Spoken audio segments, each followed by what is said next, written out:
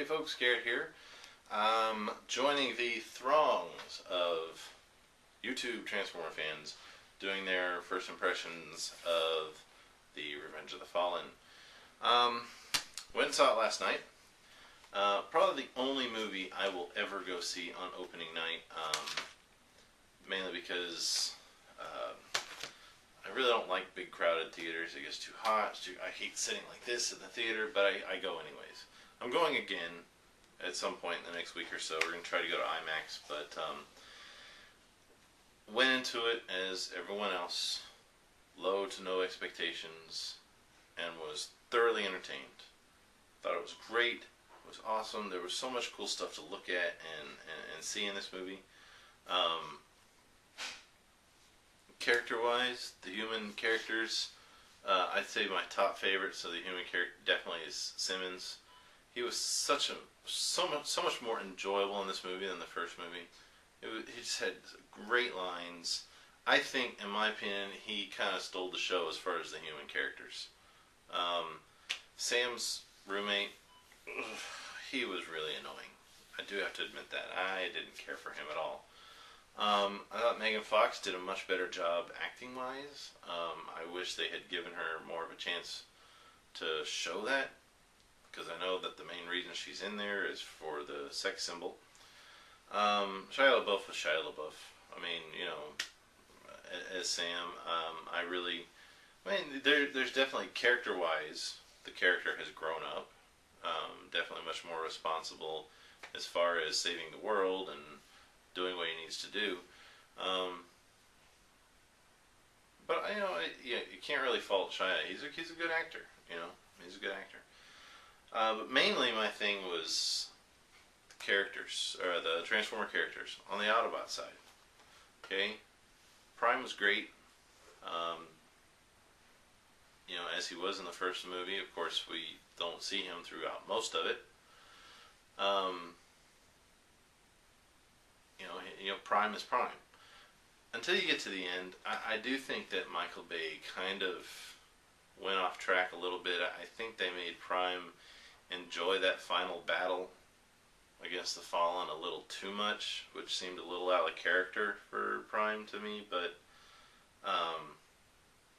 you know, a couple of things that he said to Fallen as he was defeating him kind of made me feel like it was Megatron doing it more than Prime. Of course, it could be the Jetfire half kind of coming out. But all in all, still pretty good. Bumblebee was Bumblebee. There's not really any difference between him and the first movie and this movie. I'm glad, I don't know if I'm glad or not actually, that he was still talking through the radio as opposed to having an actual voice. I was hoping he'd still have an actual voice, but I know in the prequel comics, he gets damaged again, and so they could explain how he's going to be, you know, he's talking through the radio again. I thought Ratchet and Ironhide were just kind of They didn't do too much. They were really just there for the big battle scenes, and that was it.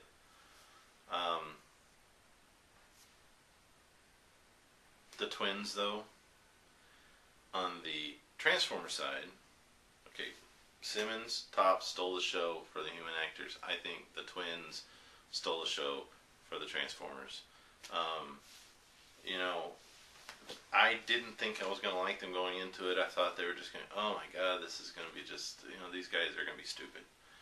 I laughed every time they were in that movie. I laughed at practically every line they had. Yeah, they were jive-talking stereotypes, and that whole argument is just stupid to me. That's just people that are just, you know, just way too sensitive or just have nothing better to do and just need something to argue and be mad about. I'm sitting next to a guy, an African-American gentleman in the studio, that if you put him up there on screen with the twins, he would totally blend in. I mean, he totally had the attitude and the talk. I mean, I was talking to the guy, and we were laughing about stuff on the screen before the movie. You know, he had on the baggy urban, you know, hip-hop clothes and the big ball cap, all that sort of stuff. I mean, so he enjoyed it. So why are people screaming about it? Is it because they were robots? stereotyped as these types of characters? Is it because it was Michael Bay, a white director creating these characters to be like that? I don't know, because the guy in the theater that basically, I'm not trying to be mean here, but basically lives that stereotype, thought they were hilarious. He identified with them. They thought it was great. He wasn't upset or offended. So that argument's stupid. Yeah, they stole the show as far as the Transformers go. Wheelie,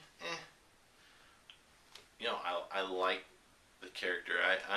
The only thing that bugged me with Wheelie is the cussing and the humping on the leg, which I'll talk about that in just a minute. He's not bad, you know. Jetfire, to me, I didn't. He was only there to sacrifice himself so Prime could defeat the Fallen.